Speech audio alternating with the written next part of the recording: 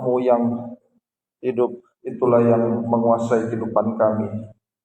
Berjalan di tengah-tengah keadaan dunia yang semakin hari semakin digoncangkan, semakin sulit dalam segala berbagai aspek kehidupan. Tetapi kalau ada Roh Kudus-Mu dalam kehidupan kami, maka itu yang akan membuat kami menjadi kehidupan yang taat dengar-dengaran, beribadah dengan sungguh-sungguh, menikmati kasih kemurahan Tuhan, mengalami kebahagiaan yang daripada surga. Itu sebabnya biarlah dalam setiap ibadah kami merasakan kehadirat Tuhan, terutama pernyataan kasih sayang Tuhan dalam hidup berkuasa. Mohon kemurahan-Mu di tengah kami semua Tuhan.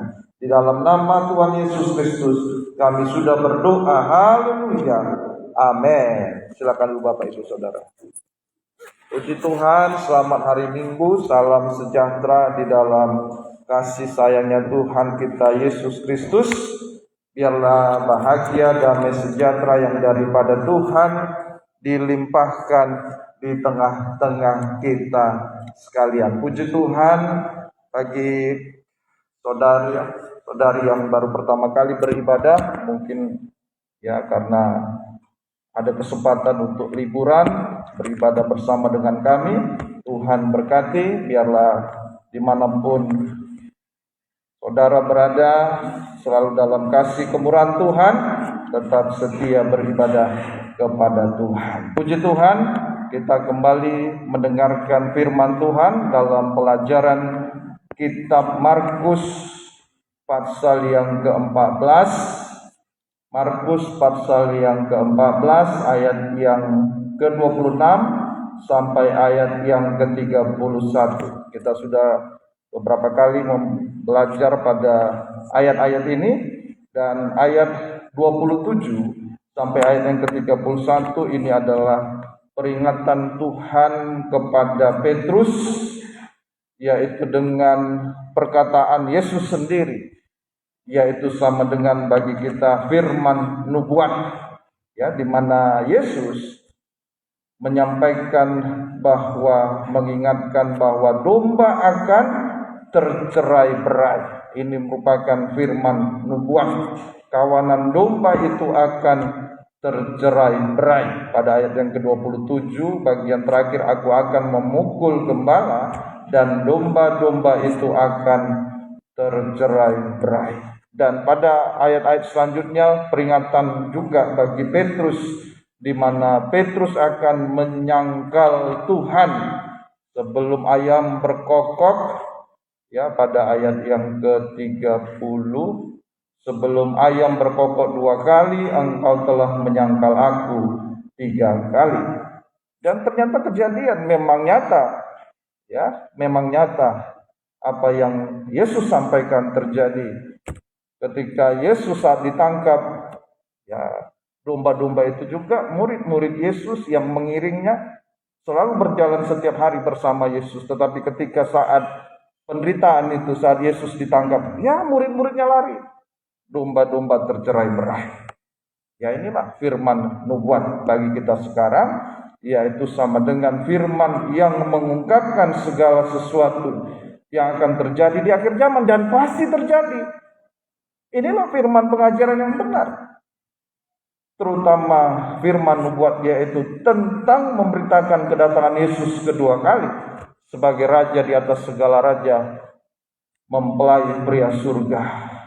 Inilah yang disebut sering dengan kabar mempelai. Firman nubuat. Lalu firman nubuat juga mengungkapkan dosa-dosa yang tersembunyi di dalam gereja Tuhan. Nyata bagi Petrus. Ini firman nubuat, firman pengajaran yang benar, firman yang mengungkapkan dosa-dosa yang tersembunyi di dalam gereja Tuhan. Ya, semua murid-murid pada waktu itu tidak tahu kalau akan menyangkal Tuhan. Saya juga tidak tahu apa masalah pergumulan kita sekarang. Tetapi sesungguhnya saat firman Tuhan disampaikan, firman ini mengungkapkan segala sesuatu yang tersembunyi di dalam setiap kehidupan kita. Jadi tujuan firman pengajaran yang benar, firman yang disampaikan dalam urapan Roh Kudus, yaitu untuk menyucikan, mengubahkan kehidupan kita Sampai terus dengar firman, disucikan menjadi sama sempurna seperti Tuhan, supaya kita layak menyambut kedatangan Yesus kedua kali. Tetapi apa yang terjadi pada ayat yang ke-28 dan ayat yang ke-31?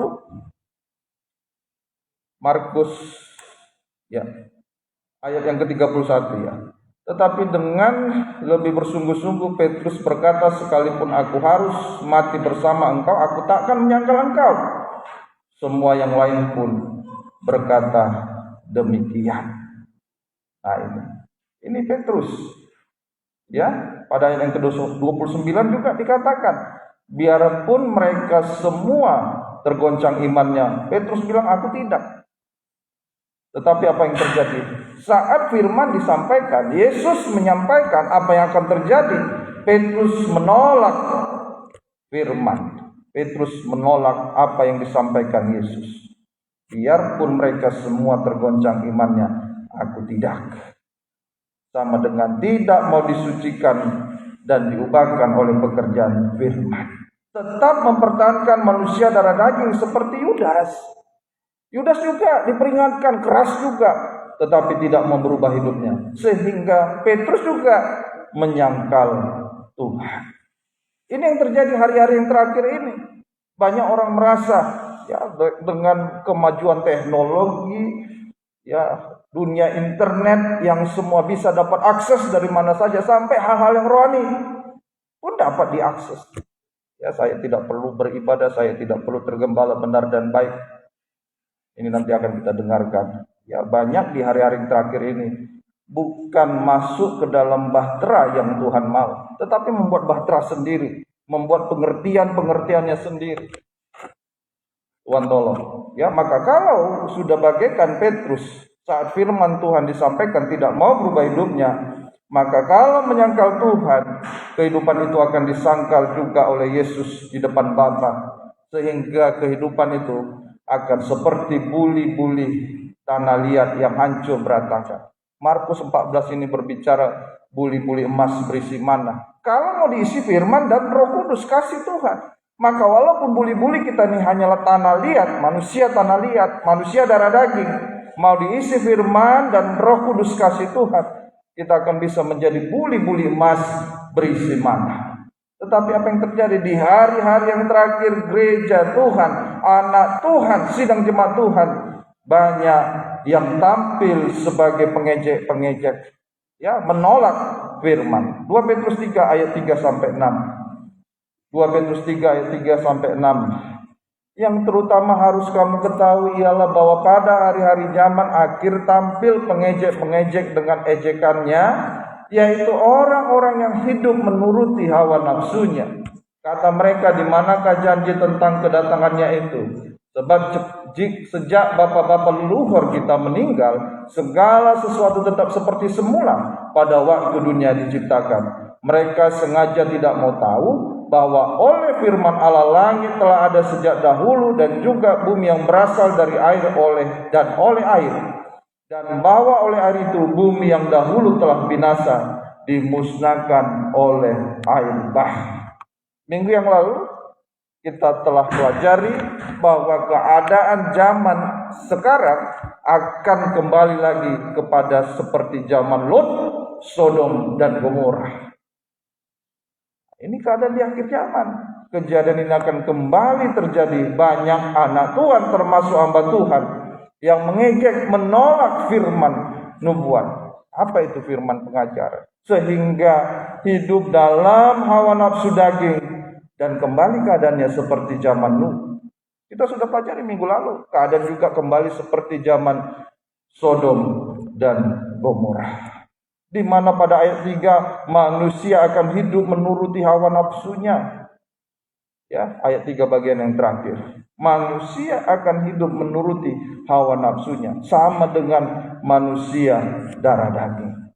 Ya, itu sebabnya jangan sampai kita harus berhati-hati.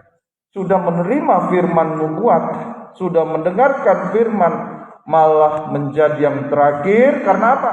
Karena hidupnya walaupun mendengar firman, tetap saja menuruti hawa nafsu daging. Lukas 17 ayat 26 sampai 27. Keadaan manusia daging, karena tanpa firman manusia itu hanyalah manusia yang selalu menuruti hawa nafsunya.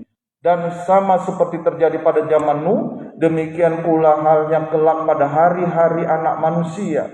Mereka makan dan minum, mereka kawin dan dikawinkan sampai kepada hari Nuh, masuk ke dalam bahtera. Lalu datanglah air bah dan membinasakan mereka semua. Inilah suasana yang terjadi pada zaman Nuh, di mana manusia dan anak-anak Tuhan pada masa itu hidup dalam dosa sampai puncaknya dosa, makan, minum, kawin, mengawinkan. Ini keadaan manusia awal pada zaman Nabi Nuh. Suasananya begitu, dan itu akan terjadi di hari terakhir ini. Ya, hanya firman pengajaran yang benar yang sanggup menyucikan dan dosa kehidupan sampai dosa-dosa yang tersembunyi. Hanya firman Tuhan yang menjadi rem supaya kita tidak jatuh dalam dosa sampai puncaknya dosa.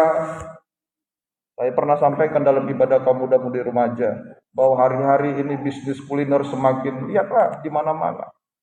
Itu kegiatan makan minum. Coba lihat, kalau untuk kegiatan-kegiatan pesta, tradisi, adat istiadat Batak, apapun, ya betapa semuanya dipertontonkan.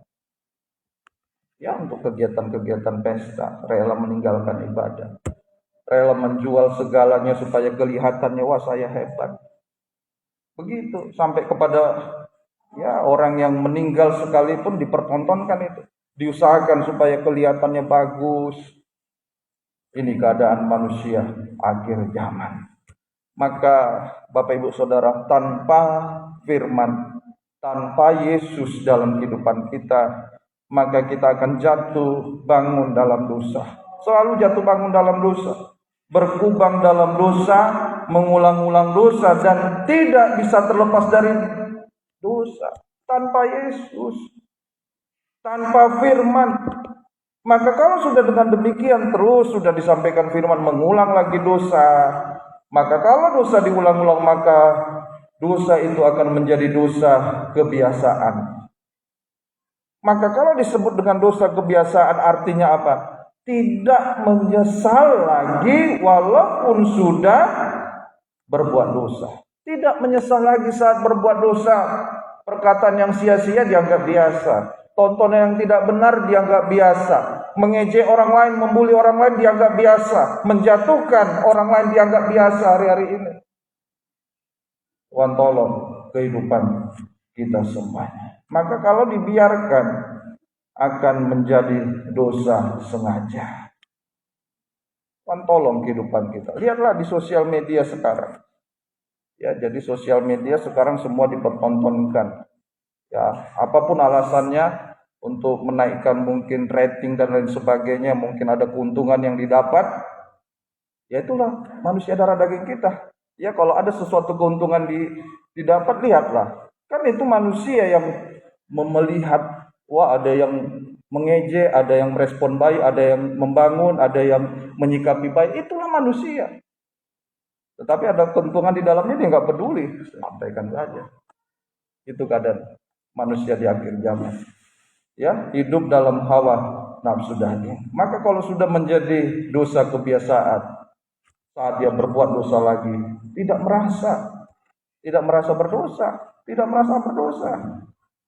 Inilah yang akan mengarah kepada dosa-dosa sampai puncaknya dosa kembali kepada zaman mana kedatangan Tuhan. Bahtera Nuh, kapal kok bangunnya di atas gunung? Apa-apaan, nggak datang hujan. Ya, orang bisa bilang kita orang yang beribadah sungguh-sungguh kepada Tuhan dianggap sesuatu yang aneh. Ya bangun dirikan kapal ya, buat kapal ya yang mau mengarah ke laut kan. Saat menjatuhkannya gampang. Ini buatnya di atas gunung. Hujan tidak ada, ngapain dianggap. Inilah manusia di akhir zaman. Orang sekarang kalau beribadah kepada Tuhan dianggap sesuatu yang aneh. Karena sekarang manusia mengarah cenderung kepada kehidupan hanya menuruti hawa nafsu daging. Dosa makan, minum, kawin, mengawinkan. Dosa sengaja. Dan dosa makan, minum, kawin, mengawinkan ini sama dengan nilainya dengan dosa tidak beribadah kepada Tuhan. Kita baca Ibrani 10, 25 sampai 27. Sengaja ini. Ya, sampai beribadah pun tidak merasa berdosa. Ya, tidak merasa berdosa. Janganlah kita menjauhkan diri dari pertemuan-pertemuan ibadah kita seperti dibiasakan beberapa orang. Marilah kita saling menasihati dan semakin giat melakukannya menjelang hari Tuhan yang mendekat. Sebab jika kita sengaja berbuat dosa sesudah memperoleh pengetahuan tentang kebenaran, sengaja berbuat dosa, berarti kalau kita tidak datang beribadah kepada Tuhan, disamakan sengaja berbuat dosa. Maka tidak ada lagi korban untuk menghapus dosa itu. Bukannya darah Yesus tidak mengampuni, tetapi manusia itu tidak bisa bertobat lagi. Menganggap ibadah itu tidak salah, sehingga tidak beribadah tidak apa-apa. Maka disebut tidak ada lagi korban untuk menghapus dosa itu. Dosa kebiasaan. Sampai sengaja. Tetapi yang ada ialah kematian yang mengerikan akan penghakiman dan api yang dahsyat yang akan menghanguskan semua orang durhaka. Maka dosa tidak beribadah juga merupakan dosa kebiasaan dan dosa sengaja. Pada zaman Nuh akibatnya apa? Dengan air bah semua binasa. Nanti pada akhir zaman akan dihukum dengan api. 2 Petrus 3 ayat 10. Dulu di zaman Nuh binasa dengan air bah. Ya, manusia hilang, lenyap, buminya masih ada. Nanti di akhir zaman, tetapi hari Tuhan akan tiba seperti pencuri. Pada hari itu langit akan lenyap dengan gemuruh yang dahsyat. Dan unsur-unsur dunia akan hangus dalam nyala api. Dan bumi dan segala yang ada di atasnya akan hilang lenyap. Hari Tuhan akan tiba seperti pencuri. Bukan Tuhan berarti di sini pencuri, tetapi kedatangannya, wah tiba-tiba Tuhan datang. Karena manusia ini tidak peduli dengan firman. Disampaikan berulang-ulang juga nggak mengerti. Sehingga saat datang Yesus kali yang kedua, kedatangannya seperti dia enggak siap, sedia, tertinggal. Binasa. Langit akan lenyap dengan gemuruh yang dahsyat, unsur-unsur dunia akan hangus dalam nyala api, dan bumi dan segala yang ada di atasnya. Buminya saja lenyap, apalagi segala yang di atasnya akan hilang lenyap. Ya ini waktu zaman Nuh, bumi dihukum dengan air bah, tetapi buminya masih ada. Tetapi nanti di akhir zaman, saat kesudahan itu tiba, manusia yang hidup dalam dosa akan musnah bersama dunia ini sampai di dalam api neraka selama-lamanya. Bumi dan segala yang ada di atasnya akan hilang lenyap. Inilah hidup dalam dosa, berbuat dosa sampai puncaknya dosa dan tidak beribadah. Ini sama dengan menyangkal Tuhan lewat perbuatan. Petrus menyangkal Tuhan lewat perkataannya. Di akhir zaman manusia menyangkal Tuhan lewat perbuatannya. Selalu kegiatan dosa-dosa sampai puncaknya dosa. Maka Bapak Ibu Saudara, nasihat tertinggi adalah apa? Di hari-hari terakhir ini adalah mengajak diri sendiri dan orang lain di sekitar kita, dimulai daripada keluarga kita, untuk bisa beribadah kepada Tuhan. Itulah nasihat tertinggi hari-hari ini dalam kehidupan ini. Ayo, maka dulu waktu bumi dihukum dengan air bah, jalan keluarnya bagaimana? Supaya diselamatkan, jalan keluarnya adalah masuk dalam bahtera-Mu. Itu jalan keluarnya. Orang yang tidak mau masuk dalam bahtera-Mu akan lenyap. Pada saat itu semua lenyap kok. Ya, ini mengingatkan kita. Petrus juga diingatkan. Ya, dan terjadi ketika, ya tadi sudah saya sampaikan, Yesus saatnya akan masuk dalam penderitaan itu sampai mati di kayu salib. Domba-domba tercerai-berai, banyak yang kuat, banyak yang tidak kuat hari-hari yang terakhir ini karena hidupnya hanya menuruti hawa nafsu. Maka ayo, supaya kita tidak hangus bersama dengan dunia ini, selalu perkara dunia. Disampaikan firman, manusia darah daging hanya menuruti hawa nafsunya. Jalan keluarnya adalah masuk dalam bahtera. Bagi kita sekarang, 1 Petrus 3 ayat 20 sampai 21. Masuk dalam bahtera Nuh itu menunjuk pada apa? Bagi kita sekarang apa artinya? 1 Petrus 3 ayat 20 sampai 21. Yaitu kepada roh-roh mereka yang dahulu pada waktu zaman Nuh tidak taat kepada Allah, ketika Allah tetap menanti dengan sabar. Masih ada waktu.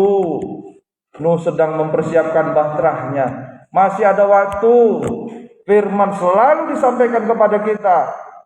Tetapi di mana hanya sedikit, yaitu 8 orang yang diselamatkan oleh air bah itu. Juga kamu dijelaskan. Sekarang diselamatkan oleh kiasannya, yaitu baptisan. Maksudnya bukan untuk membersihkan kenajisan jasmani, melainkan untuk memohonkan hati nurani yang baik kepada Allah oleh kebangkitan Yesus Kristus. Maka arti pertama dari masuk bahtera Nuh dikatakan juga kamu sekarang diselamatkan oleh kiasannya, yaitu apa? Baptisan. Maka yang pertama, supaya kita tidak masuk dalam dosa-dosa sampai puncaknya dosa, yang pertama masuk bahtera Nuh sama dengan masuk baptisan air yang benar. Masuk baptisan air yang benar. Hanya ada satu bahtera yang menyelamatkan, itulah bahtera Nuh. Artinya hanya ada satu baptisan air yang menyelamatkan. Itulah baptisan air seperti Yesus dibaptis. Seperti Yesus dibaptis. Ya, pada saat itu tentu bukan hanya Nuh yang punya kapal. Ya, bahtera-bahtera lainnya nggak ada, tetapi hanya bahtera Nuh yang menyelamatkan. Ini sama dengan hanya ada satu baptisan air yang benar yang menyelamatkan. Itulah baptisan air seperti Yesus dibaptis. Roma 6 ayat 2 dan 4. Roma 6 ayat 2 dan 4. Sekali-kali tidak, bukankah kita telah mati bagi dosa? Bagaimana kita masih dapat hidup di dalamnya? Dengan demikian kita telah dikuburkan bersama-sama dengan Dia. Namanya kuburan. Saya ulang kembali. Ya, mungkin ada yang perlu mendengar ini. Namanya kuburan. Kuburan mana nampak tangannya, mana nampak kepala. Coba orang dikubur mati lalu nampak kepalanya. Wah, gawat. Ya, minta minum pula dia nanti. Nah, mana ada orang dikubur nampak tangannya? Kuburan air, dikuburkan bersama-sama dengan Dia. Maka baptisan air yang benar sejauh mana? Sejauh kuburan air. Ya, bukan segini atau segini, semuanya tenggelam. Nah, itu. Ada orang dikuburkan berdiri, mana ada? Ya, dikuburkan sampai telentang dan terjatuh ke belakang. Ya, tidak ada duduk. Ada orang dikubur duduk? Enggak ada. Ini yang benar, Bapak Ibu Saudara. Kuburan namanya kuburan. Ada orang yang dikuburkan telungkup? Ya enggak ada juga. Ya. Nah, itu baptisan. Ya, maka dibaptiskan begini. Ke belakang. Kuburan. Semoga kita mengerti ini. Ya. Tuhan tolong. Maka syarat masuk baptisan air yang benar apa? Dikatakan tadi mati terhadap dosa. Ayat yang kedua, jadi harus mati dulu terhadap dosa. Mengaku dulu, dengar firman, sadar, ngaku, ini dosa, ampuni saya Tuhan. Terdorong hatinya, datang kepada hamba Tuhan, gembala, saya mau dibaptis. Dengar firman, mati terhadap dosa. Orang yang mati harus dikubur. Kalau orang mati tidak dikubur, apa yang terjadi? Bau. Maka orang mati harus dikubur. Maka mana ada orang yang hidup dikubur? Ya, baptisan air itu bukan dipaksa, tetapi harus mati dulu terhadap dosa. Ini berarti syarat masuk baptisan air yang benar adalah mati terhadap dosa. Pelaksanaannya pada ayat 4, pelaksanaan baptisan air yang benar adalah orang yang bertobat harus dikuburkan bersama Yesus dalam air sehingga ia bangkit bersama Yesus untuk mendapatkan hidup yang baru, jenis kehidupan surga. Salah satu hidup baru adalah dikatakan tadi memiliki hati nurani yang baik. Di dalam 1 Petrus 3 ayat 21, salah satu daripada hidup baru adalah memiliki hati nurani yang baik. Awasan bagi kita yang sudah dibaptis, orang yang sudah dalam baptisan air yang benar seperti Yesus dibaptis, memiliki hati nurani yang baik. Ini dasar supaya kita tidak masuk dalam hukuman. Ya, Kejadian 6 ayat yang ke-9, hati nurani yang baik. Hati nurani yang baik, hidup benar, jujur seperti Nuh. Inilah riwayat Nuh. Nuh adalah seorang yang benar dan tidak bercela di antara orang-orang sejamannya, dan Nuh itu hidup bergaul dengan Allah. Maka orang yang memiliki hati nurani yang baik tidak akan hidup menuruti hawa nafsu dagingnya. Maka orang yang memiliki hati nurani yang baik tidak hidup dalam dosa, makan, minum, kawin, mengawinkan, dan sebagainya. Maka orang yang memiliki hati nurani yang baik, yaitu orang yang hidup benar. Mana mungkin, agak lucu si Nuh ini bangun kapal di atas gunung. Hujannya tidak ada tapi dia lakukan. Tuhan tolong kehidupan kita, tapi Nuh lakukan itu. Hidup benar seperti Nuh, tidak bercelah, bergaul dengan Allah. Ini sama dengan kehidupan yang beribadah dan menyembah Tuhan. Jadi kalau hidupnya benar, jujur, kesukaannya itu adalah beribadah dan menyembah Tuhan. Inilah orang yang bergaul dengan Allah. Berarti orang yang bergaul dengan Allah juga berarti menjauhi pergaulan-pergaulan yang tidak baik, pergaulan-pergaulan yang buruk. Sudah beribadah tetapi nanti di kuliah, di sekolah, di mana, di pekerjaan sama. Itu bukan bergaul dengan Allah, itu bergaul dengan dunia. Tuhan tolong kehidupan kita. Sekali lagi, berarti orang yang memiliki hati nurani yang baik adalah kehidupan yang taat dengar-dengaran kepada Tuhan. Tuhan tolong kehidupan kita. Ya, awasan ini bagi kehidupan kaum muda. Ya, kalau kita tidak memiliki hati nurani yang baik, sulit ketaatan seperti Nuh ini. Ya, cobalah Nuh bangun kapal, lalu yang naik dia dan keluarganya dan binatang yang diajak. Ya, kawannya binatang tambah diketawain. Orang yang beribadah ini, di dalam ibadah ini yang disebut cacat celah, seperti bangsa kafir. Ya, dosa-dosa orang kafir seperti anjing dan babi. Ya, inilah. Tetapi kasih setia Tuhan. Kalau Tuhan masukkan kita dalam bahtera Nuh, supaya kita memiliki hati nurani yang baik. Bagaimana kehidupan kita yang sudah beribadah? Apakah kita sudah memiliki hati nurani yang baik? Hati nurani yang baik, yaitu kehidupan yang benar, jujur, tidak bercelah, bergaul dengan Allah. Itu yang pertama. Yang kedua, masuk bahtera Nuh. Kejadian 6 ayat 16, lalu ayat yang ke-14. Kejadian 6 ayat 16 dan ayat yang ke-14. Buatlah atap pada bahtera itu, dan selesaikanlah bahtera itu sampai sehasta dari atas, dan pasanglah pintunya pada lambungnya. Buatlah bahtera itu bertingkat, bawah, tengah, dan atas. Itu ya. Jadi bahtera Nuh itu tingkatnya ada bawah, tengah, dan atas. Ada 3 bagian. Ya. Ayat 14. Buatlah bagimu sebuah bahtera dari kayu gofir. Bahtera itu harus kau buat berpetak-petak, harus kau tutup dengan pakal dari luar dan dari dalam. Ayat yang ke-16 dikasih buatlah. Ayat yang ke-14 buatlah. Ini perintah Tuhan yang harus ditaati oleh Nuh. Jadi bahtera Nuh ini sama dengan juga perintah Tuhan kepada Musa dalam membuat tabernakel sama juga terdiri daripada 3 tingkat dengan perkataan Tuhan, buatlah, buatlah. Coba kita baca Keluaran 25 ayat 8 sampai 10. Tabernakel juga memiliki 3 bagian, 3 ruangan. Kalau diumpamakan gereja ini, maka bagian yang dekat pintu itu adalah halaman, yang di tengah ini ruangan suci, yang di sini ini ruangan masuci. Ini gambarnya. Ya, kita baca dulu Keluaran 25 ayat 8. Dan mereka harus membuat tempat kudus bagiku, membuat tempat kudus, buat supaya aku akan diam di tengah-tengah mereka. Ayat yang ke-10.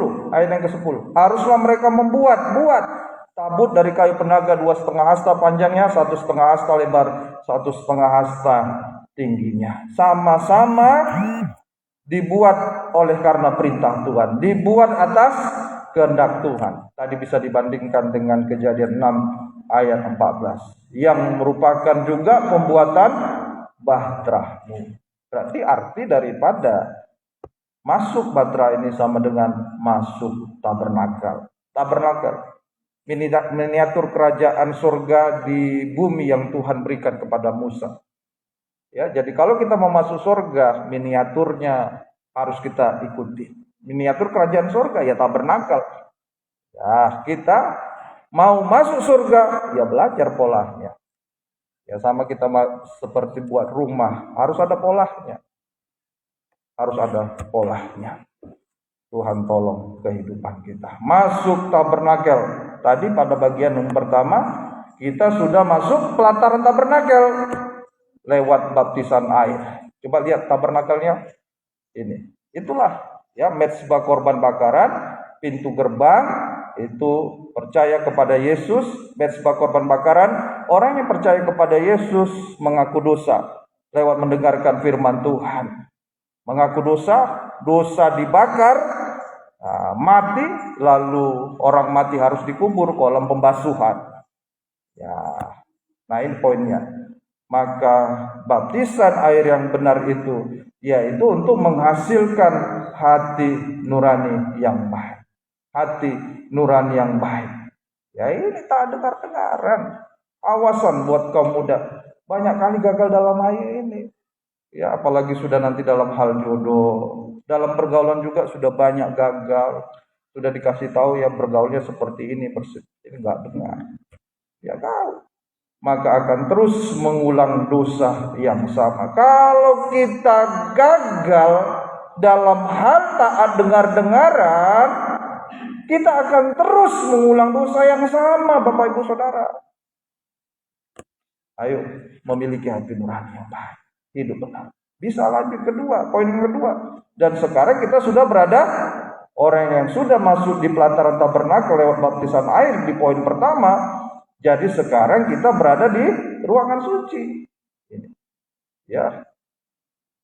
Ruangan suci. Belum sampai ruangan masuci, tapi masih berada di ruangan suci. Kisah Rasul 2 ayat 41-42. Ini firman membuat dijelaskan ayat per ayat, menerangkan ayat yang satu dengan ayat yang lain. Baca Kisah Rasul 2 41-42. Orang-orang yang menerima perkataannya itu memberi diri dibaptis. Dan pada hari itu jumlah mereka bertambah kira-kira 3.000 jiwa. Lalu selanjutnya apa itu? Mereka bertekun dalam pengajaran rasul-rasul dan dalam persekutuan. Dan mereka selalu berkumpul untuk memecahkan roti. Ada pengajaran rasul-rasul, ada pemecahan roti. Ya, itu sama dengan ibadah pendalam Alkitab dan perjamuan suci. Dan berdoa. Mereka selalu berkumpul untuk memecahkan roti dan berdoa. Lihatkan gambarnya. Supaya kita mengerti. Inilah ibadah pelayanan yang sesuai dengan pola kerajaan surga.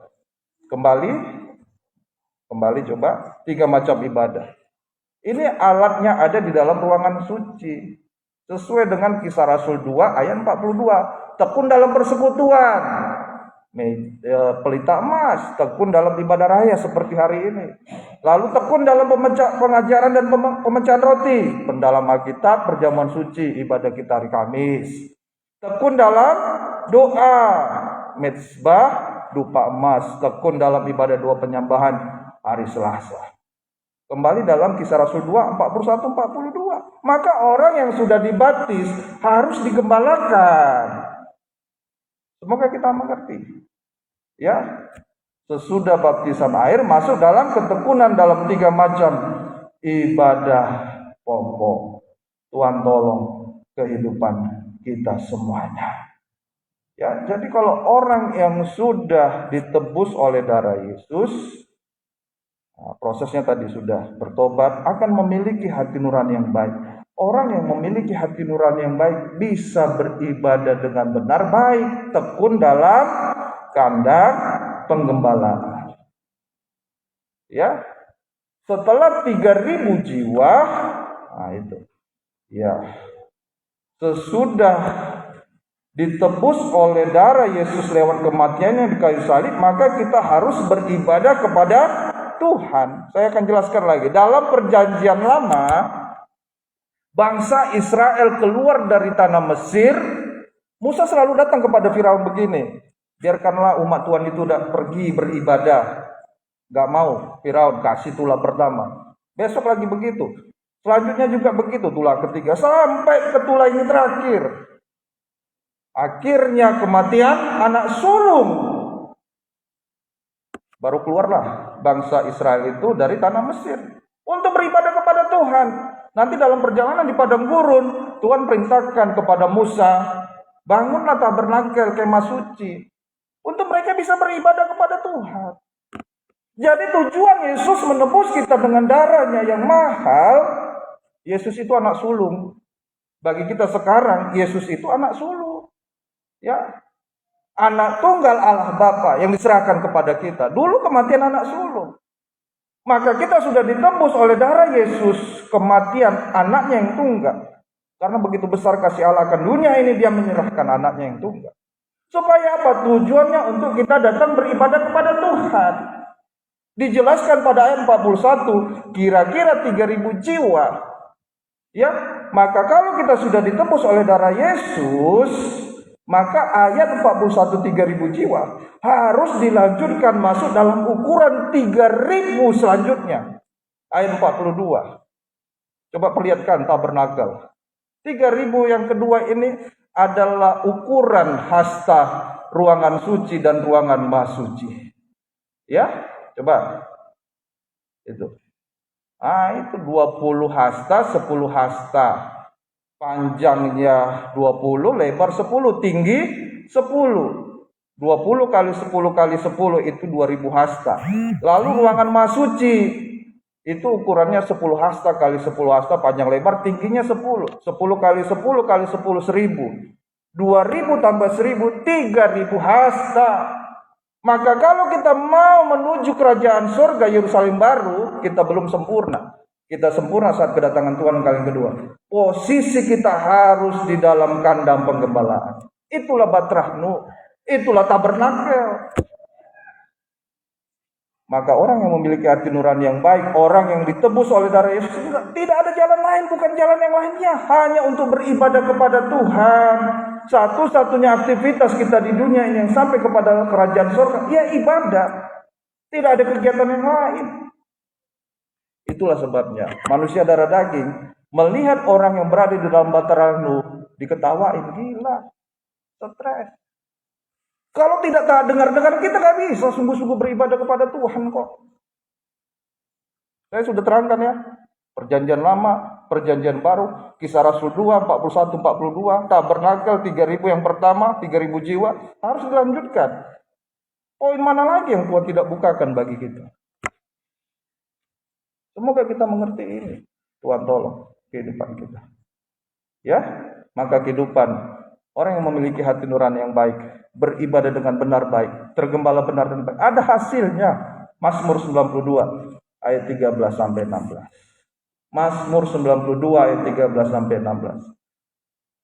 Orang benar, Mazmur 92 ayat 13 sampai 16. Orang benar akan bertunas seperti pohon korma, akan tumbuh subur seperti pohon aras di Libanon. Mereka yang ditanam di bait Tuhan akan bertunas di pelataran Allah kita. Pada masa tua pun mereka masih berbuah, menjadi gemuk dan segar, untuk memberitakan bahwa Tuhan itu benar bahwa ia gunung batuku dan tidak ada kecurangan padanya. Maka kalau kita tergembala, masuk dalam bateranmu, beribadah sesuai dengan ukuran kerajaan surga, kita tergembala, ini sama dengan tertanam di bait Allah, maka hasilnya ayat 13 ada pohon korma. Tahu buah korma? Buah korma adalah buah yang manis. Percayalah, kalau kita beribadah sungguh-sungguh kepada Tuhan dengan hati nurani yang benar, hati nurani yang baik, taat dengar-dengaran, cepat atau lambat kita akan mengalami kemanisan kebahagiaan surga. Hidup kita mulai tertata rapi. Mungkin hari-hari nikah rumah tangga sembrautan, ya orang tua terhadap, ya Tuhan izinkan juga memang untuk menikmati kemurahan Tuhan. Tapi kalau hanya karena perkara-perkara, sudah langsung tidak beribadah. Tuhan tolong gitu kan. Cepat atau lambat akan mengalami kemanisan kebahagiaan surga. Lalu hasil yang kedua dikatakan ayat 13 akan tumbuh subur seperti pohon aras di Libanon. Pohon aras ini Bapak Ibu Saudara adalah pohon yang paling kuat, dan pohon aras ini banyak digunakan dipakai untuk pembangunan bait Allah Salomo. Artinya apa? Kalau kita tertanam di pelataran bait Allah, tergembala benar dan baik, Tuhan berikan kekuatan ekstra kepada kita untuk menghadapi segala tantangan dan rintangan. Betapa kokohnya pohon aras itu. Betapa kokohnya bait Allah itu, bait Allah Salomo. Kena terpaan angin hujan. Nah, kita lihat kemarin gempa. Walaupun dasarnya begitu kuat mungkin rubuh. Yesus adalah dasar bangunan yang paling kuat. Dia masuk ke bagian bumi yang paling dalam. Betapa kuatnya dasar itu. Kita bagikan pohon aras. Tuhan akan memberikan kekuatan ekstra. Tidak ada jalan lain kita hidup di dunia ini. Dunia ini hanya memberikan ya Fata Morgana, kelihatan itu ada air kita dekati, tidak ada. Kita terus kejar, rasanya nggak dapat, udah dapat ini, pengen ini. Kejar terus. Lihat Fata Morgana kan. Air itu kalau kita lihat jalan panjang, ya waktu kemarau, kelihatannya ada air di sana. Kita kejar nggak dapat. Kebahagiaan palsu yang diberikan ini tidak akan pernah mengalami kepuasan. Inilah Tuhan berikan kekuatan ekstra untuk menghadapi segala tantangan kita. Kita dipakai dalam pembangunan tubuh Kristus yang sempurna. Mungkin hari-hari ini menghadapi suami yang begini, menghadapi istri yang begini. Tapi kalau kita beribadah kepada Tuhan dengan hati nurani yang baik benar, diberikan kekuatan. Mungkin gaji kita hanya sedikit, tetapi dengan gaji yang sedikit itu kita diberikan kekuatan untuk bisa mengucap syukur kepada Tuhan. Semoga Tuhan tolong kita dipakai dalam pembangunan tubuh Kristus yang sempurna. C, ayat yang ke-15. Yang ketiga, pada masa tua pun mereka masih berbuah. Sampai berbuah sampai masa tua. Artinya apa? Ini sama dengan menikmati berkat Abraham sampai ke anak cucu, baik berkat jasmani maupun berkat rohani.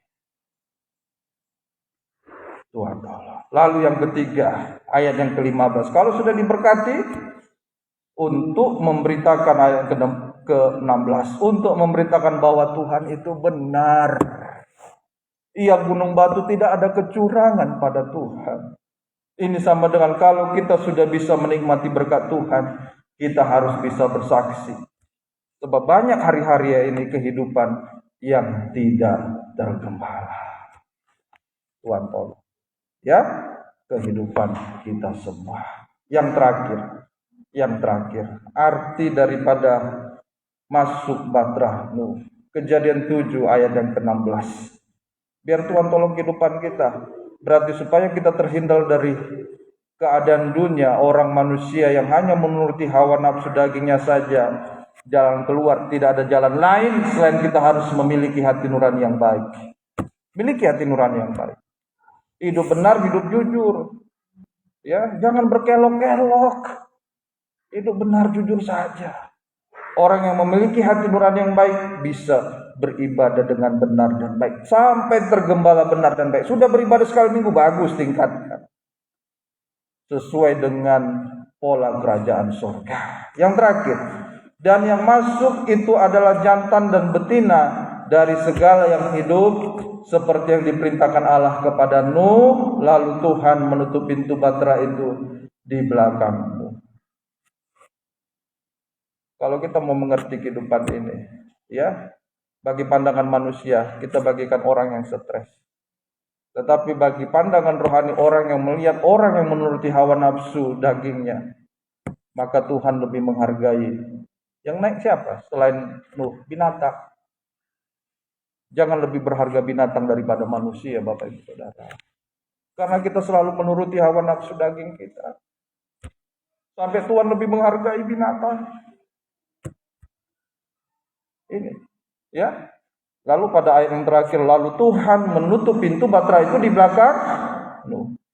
Di sini bahtera Nuh, yang menutup bahtera Nuh yaitu tangan Tuhan sendiri. Ya, dan inilah yang membedakan bahtera Nuh dengan bahtera yang lain. Mungkin bahtera lain hari-hari ini dengan hidrolik, dengan kekuatannya. Mungkin bahtera kehidupan kita, kalau kita hanya menuruti hawa nafsu dari darah daging, buat ini, buat pintu besi begini, buat bangunan begini, siapkan untuk anak saya, siapkan. Itu bahtera yang sedang kita bangun dengan kekuatan kita sendiri. Tidak akan menghasilkan apa-apa. Tenggelam bersama dengan air bah.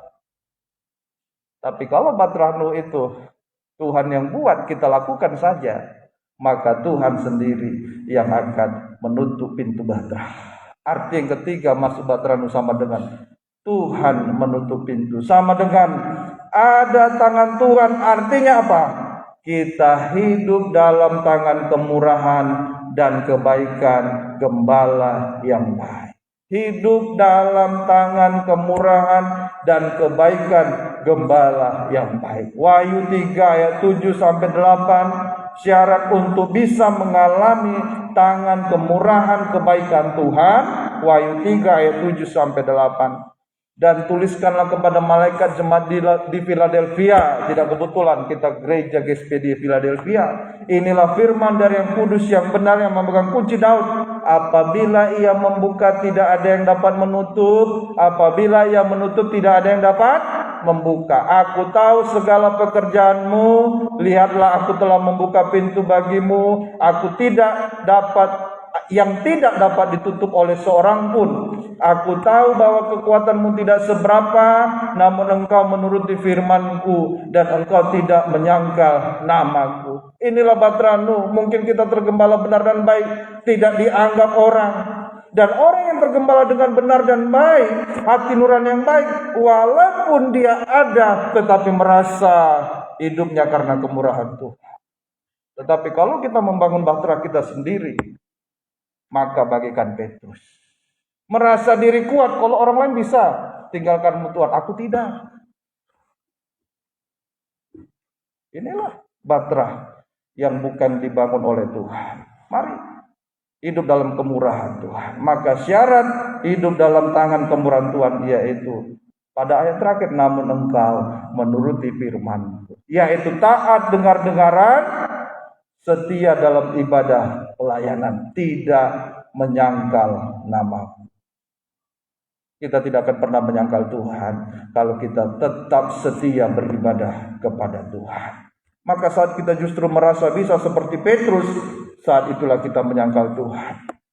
Keadaan kita ini bagaikan domba yang tidak berdaya, bagaikan di tengah serigala. Begitu keluar ketemu dengan serigala. Itu sebabnya domba-domba harus tergembala, setia beribadah melayani Tuhan. Maka kita hidup dalam tangan kemurahan dan kebaikan dari Gembala yang baik. Hasilnya, bagian-bagian terakhir, hasilnya tangan kemurahan dan kebaikan Tuhan menutup pintu bahtera. Tuhan sendiri menutup pintu bahtera. Artinya apa? Pemeliharaan kita langsung daripada Tuhan. Beberapa kali dalam ibadah, kalau ibadah kaum muda, ibadah kita Kamis juga, Kalau Tuhan sudah perintahkan berkat, tidak ada seorang pun yang dapat menghalangi. Meskipun kekuatan kita tidak seberapa, meskipun gaji kita hanya dianggap orang lain kecil. Ini pemeliharaan Tuhan secara langsung kepada kita di tengah air bah dan kesulitan dunia. Ini arti yang pertama, tangan kemurahan kebaikan menutup pintu bahtera. Sama dengan tangan kemurahan Tuhan melindungi kita dari dosa-dosa, pencobaan, sampai hukuman Tuhan. Lalu hasilnya, kalau kita hidup dalam tangan kemurahan Tuhan yang membuka pintu bahtera. Gak ada kemampuan kita membuka pintu berkat, gak ada. Kecuali kita dengan kekuatan kita sendiri. Buat kapal sendiri, buat bahtera sendiri, hanyut air bah. Mari hidup dalam kemurahan Tuhan. Hasil yang kedua, tangan kemurahan kebaikan Tuhan membuka pintu. Dia yang menutup, dia yang membuka. Berarti kalau yang sudah membuka, tidak ada seorang pun yang dapat menutup. Artinya apa? Tangan kemurahan Tuhan memberikan jalan keluar dari segala masalah sampai yang masalah mustahil. Jangan cari jalan keluar sendiri di luar jalan Tuhan. Bagaikan kita sedang membangun bahtera kita sendiri. Tangan kemurahan Tuhan memberikan kita masa depan yang indah, bahagia selamanya. Puji Tuhan. Sampai hasil yang ketiga, tangan kemurahan Tuhan menyucikan, mengubahkan kita manusia daging menjadi manusia rohani. Puji Tuhan. Tuhan menolong kehidupan kita semua. Inilah firman Tuhan yang dapat saya sampaikan. Saya undang pemain musik singer tampil ke depan. Biarlah hari-hari ini kita mengingat kasih kemurahan Tuhan. Bukan artinya kehidupan yang mendapatkan kemurahan Tuhan lalu kita buat menjadi murahan. Kita anggap ibadah ini hanyalah, ya kalau ada waktu saya beribadah, kalau tidak. Itu kita sedang tidak memiliki hati nurani yang baik, Bapak Ibu Saudara. Orang yang sudah ditebus oleh darah Yesus tadi, masuk baptisan airnya benar, sudah. Memiliki hati nurani yang baik, sudah. Masuk beribadah. Di sana kita akan menikmati berkat kemurahan Tuhan. Ya, pohon korma, buah korma, pohon aras, kemanisan, kekuatan ekstra yang daripada Tuhan. Sampai kita diberkati berkat Abraham sampai ke anak cucu. Dan jika Yesus datang kali yang kedua, kita bertemu dengan Dia di awan-awan permai, bahagia selamanya. Puji Tuhan. Kita angkat pujian, ingat kasih-Nya. Haleluya. Haleluya. Betapa besar kasih-Mu. Okay.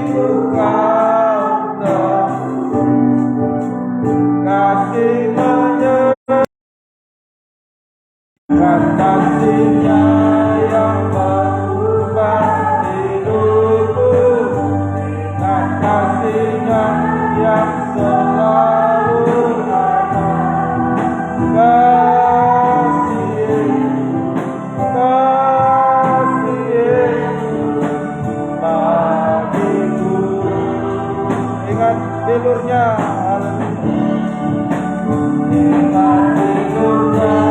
yang membuka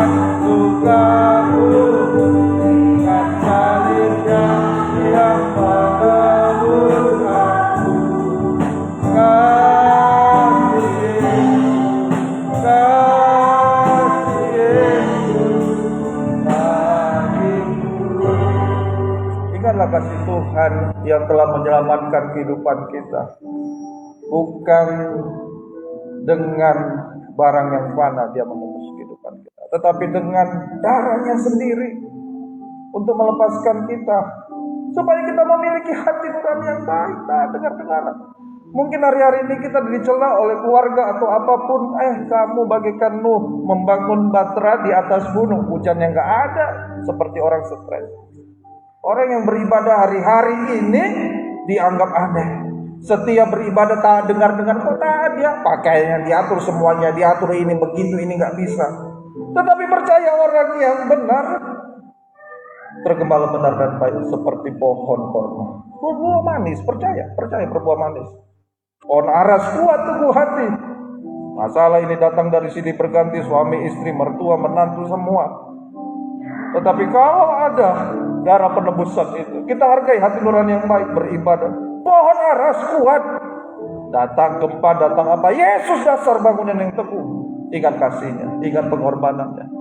Betapa besar kasih Tuhan dalam kehidupan kita. Saya undang kita bersama bangkit berdiri. Ayo renungkan kasih kemurahan Tuhan. Ulang dari pujian awal. Haleluya. Begitu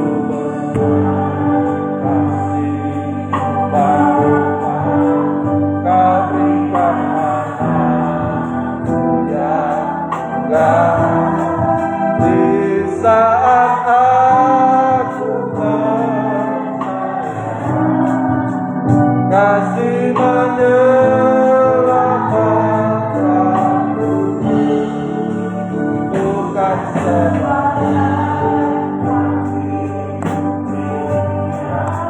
tapi kekuatan yang berkembang untuk diriku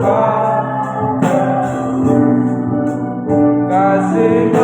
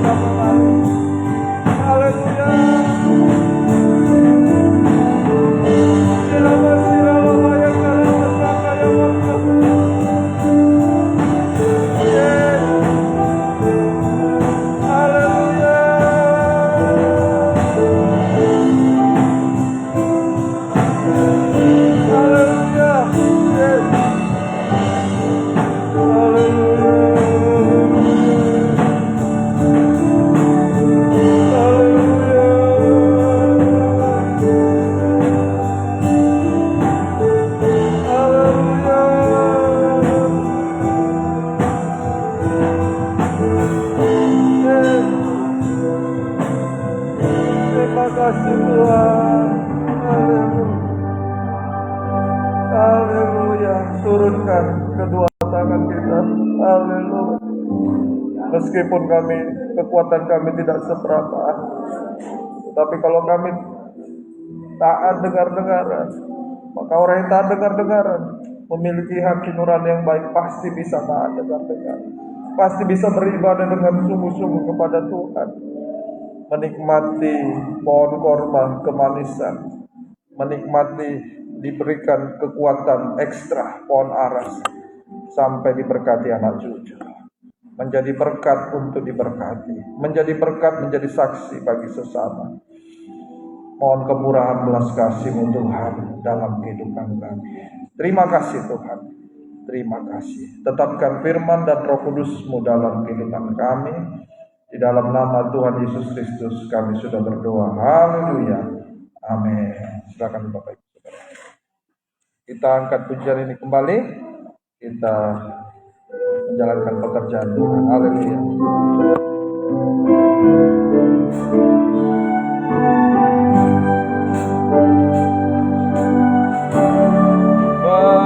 Begitu besar kasih Tuhan, kasihkan anak yang mudah. Di saat aku percaya kasih-Mu bukan sebagai tapi kebenaran untuk diriku Kau tebus, kasih menyelamatkanku, dan kasih-Nya yang mengubah hidupku, dan kasih-Nya yang selalu ada.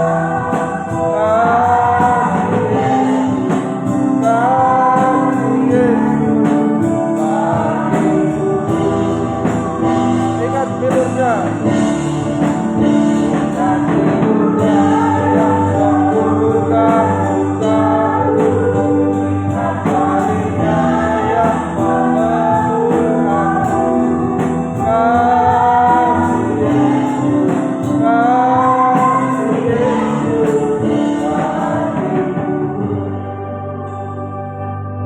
Puji Tuhan, ibadah kita selama sepekan jalan seperti biasa. Selasa ibadah doa penyembahan 18.30, Kamis ibadah pendalam Alkitab perjamuan suci 18.30, ibadah kaum muda mudi remaja 18.45 Sabtu, ibadah raya seperti hari ini 10.00 dilanjutkan dengan ibadah sekolah minggu. Selesai ibadah ini, Bapak Ibu Saudara yang berpuasa atau ingin berdoa dapat mengikuti kembali ibadah doa dan puasa hari ini tepat pukul 13.00, pukul 1 siang. Ya, kita akan mengadakan ibadah doa puasa di tempat ini pukul 13.00. Pengumuman kita selanjutnya adalah ibadah pelayanan kasih minggu pertama di rumah Bapak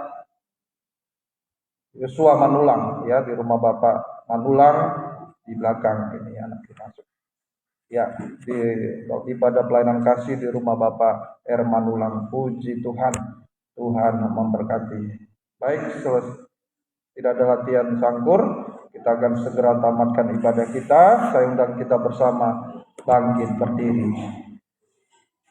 Kami serahkan hidup kami ke dalam tangan Tuhan, Tuhan yang sudah memimpin ibadah kami dari awal sampai pada akhir. Gembalakan kehidupan kami semuanya, Bapak Ibu Saudara, menikmati kebahagiaan surga, menikmati anggur, menikmati buah korma kemanisan surga, sampai berkat Tuhan, berkat Abraham juga nyata dalam kehidupan kami, diberkati sampai kepada anak cucu, diberkati untuk menjadi berkat, bagi kami menjadi saksi, membawa jiwa-jiwa baru datang kepada Tuhan. Jiwa-jiwa yang sudah lama undur, tarik kembali, jiwa-jiwa baru Tuhan pertambahkan. Kehidupan yang baru pertama kali beribadah bersama kami, yang lainnya kami juga Tuhan tolong semuanya dimanapun kami berada, biarlah selalu ingin dekat dengan Tuhan, beribadah benar dan baik. Terima kasih Tuhan tolong kehidupan kami, gembalakan kami semuanya, baik juga dalam menghadapi pergumulan kehidupan sehari-hari sebagai kepala sekolah, guru, pegawai di kantor, pegawai di kedinasan, pegawai bank, karyawan swasta, sales, marketing, jual beli sepeda motor. Tuhan berkati semua, baik juga pedagang buah-buahan, nanas, sayur mayur, bahan pokok sehari-hari, grosir, sembako. Tuhan berkati becak, transportasi online. Tuhan berkati juga NGO, usaha-usaha di rumah, tukang masak di rumah makan, juga Tuhan berkati usaha mainan juga Tuhan tolong, baik juga peternakan, pensiunan. Tuhan tolong semua. Dengan berkat ini biarlah kami memuliakan nama Tuhan. Omset-omset yang sudah mulai menurun, pendapatan yang sudah mulai menurun, angkat kembali Tuhan dalam nama Tuhan Yesus Kristus. Yang menambah modal, menambah usaha baru, Tuhan berikanlah hikmat yang daripada Tuhan. Menghadapi persoalan pergumulan lainnya, baik juga menghadapi hutang piutang, mohonlah belas kasih Tuhan, ampuni kami. Mohonlah bisa menyelesaikannya tepat waktunya. Mohonlah kemurahan Tuhan membuka jalan bagi kami. Terima kasih Tuhan. Bahkan juga percepatan penyelesaian surat-surat rumah juga Tuhan tolong. Bahkan juga kehidupan nikah yang merindukan anak juga Tuhan tolong semuanya. Kami terkhusus berdoa buat anak Gavin dalam keadaan sakit demam. Ampunilah kedua orang tuanya. Mohonlah belas kasih-Mu Tuhan diulurkan, menyembuhkan, menolong kehidupan keluarga ini. Terima kasih Tuhan. Segala sesuatu yang Tuhan rancangkan selalu mendatangkan kebaikan bagi kami semua. Terima kasih. Terima kasih. Bahkan juga kehidupan kaum muda-mudi remaja, baik juga lanjutan mengikuti unit UNBK selanjutnya juga, baik yang sudah lulus melanjutkan kuliah. Tuhan tolong semuanya. Kenaikan-kenaikan kelas juga, semua ujian-ujian yang akan datang, Tuhan tolong semuanya. Tuhan berkati. Perjodohan juga Tuhan tolong. Mencari pekerjaan juga buka jalan. Masa depan kaum muda Tuhan tolong semuanya. Kehidupan nikah rumah tangga kami juga Tuhan tolong. Buat berikan kebahagiaan, sukacita, damai daripada surga. Mengalami berkat-berkat yang daripada Tuhan. Terima kasih Tuhan tolong kehidupan kami. Selesai ibadah ini, kami akan kembali ke rumah kami masing-masing. Tuhan jagai di perjalanan, tiba sehat selamat di rumah. Kembalikan kami dalam ibadah kami di tempat ini. Setia beribadah kepada Tuhan. Terima kasih. Lanjut doa puasa. Tuhan tolong bukakan rahasia firman-Mu. Ibadah sekolah minggu juga. Tuhan tolong guru-guru sekolah minggu, anak-anak sekolah minggu. Berikan ketertiban dalam memuji memuliakan Tuhan, mendengarkan firman Tuhan. Terima kasih. Terima kasih. Kami serahkan semua hidup kami ke dalam tangan Tuhan. Yang memanfaatkan liburan di hari-hari ini, Tuhan tolong semuanya. Tuhan berkati. Jauhkan dari celaka mara bahaya. Tuhan sertai semuanya dimanapun berada. Terima kasih. Terima kasih Tuhan. Biarlah berkat-Mu dan damai sejahtera-Mu di dalam persekutuan dengan Allah Bapa, Allah Sang Putra dan Allah Roh Kudus, di dalam nama Tuhan Yesus Kristus, memberkati kami sekaliannya mulai siang ini sampai selama-lamanya. Sidang jemaat Tuhan yang sudah berkorban untuk pekerjaan Tuhan, untuk pribadi hamba dalam bentuk apapun, balaskanlah dengan berlipat kali ganda. Dalam nama Tuhan Yesus Kristus kami sudah berdoa. Haleluya. Amin. Puji Tuhan. Selamat hari Minggu. Tuhan Yesus memberkati kita semuanya.